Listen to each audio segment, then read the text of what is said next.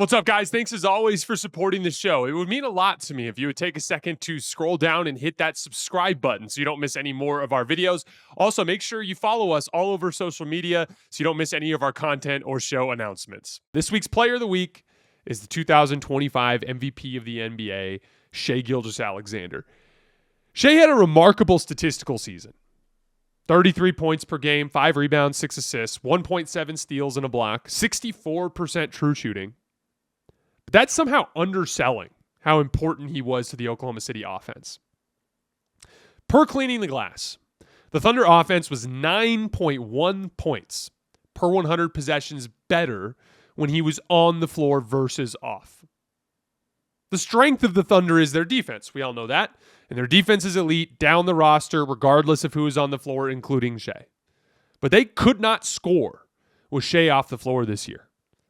They had a 114.8 offensive rating with him off. For perspective, that's a lower offensive rating than the Houston Rockets logged this year in the regular season.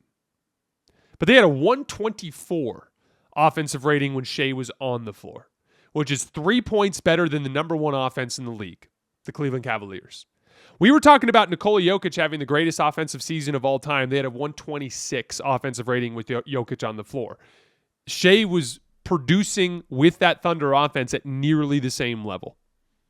In other words, the Thunder offense went from mediocre to elite top-tier production when Shai was on the floor. There was, and this goes beyond the metrics to the eye test. There were so many times this year where Shai's entire supporting cast lost their confidence and he had no choice but to completely take control of the game. He was also one of the most reliably great scorers in the league this year. Shai had just 9 games this season where he shot below 40% from the field. For comparison, a guy like Ant, 25 such games. Oh, well, Ant takes a lot of threes. Okay, how about Brunson? Brunson's a guy who lives in the mid-range.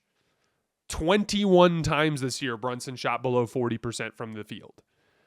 How is it that Shai is so reliably good on the defensive end of the floor? Well, for starters, 2/3 of his shot attempts come within 17 feet.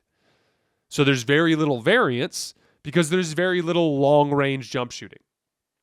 And then on those short-range jumpers, which would be the one thing in there that has a lot of variance, he shot 54% on jumpers inside of 17 feet.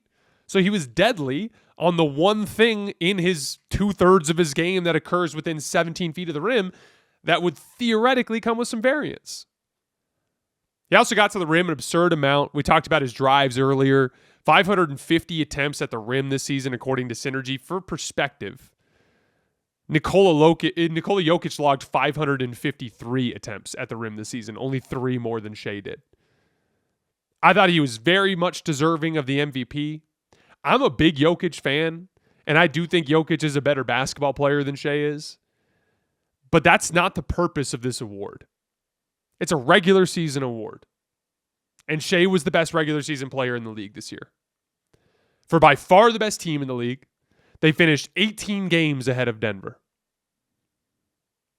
I also thought Jokic let go of the rope defensively in the second half of the season, and that played directly into the problems they had down the stretch as they slid down the standings and had to fire their coach. I heard a lot of talk about Jokic having the greatest offensive season ever and us looking back this year and thinking that the MVP decision we made was a mistake.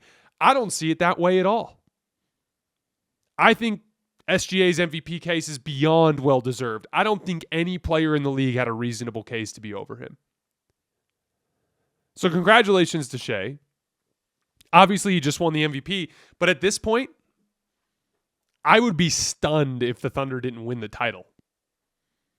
I think they match up extremely well with both Indiana and New York, two teams that rely on guard play and speed, and Oklahoma City's just got better speed and better guard play, while also being better defensively on the back line than both of those teams. I think they would dispatch of both the Knicks and the Pacers in 5 games or less. And at this point, you're up 2-0 in the Western Conference Finals, and Minnesota hasn't even come remotely close to dislodging you from your base game plan. What does that tell me? That tells me this time a month from now, the Thunder are going to be hoisting the trophy, and Shai won't just be an MVP, he'll be a Finals MVP. And if you start to look at the Thunder and the assets they have at their disposal and the age of their roster and the fact that they still have so much room to improve, it might not even be the first one he gets.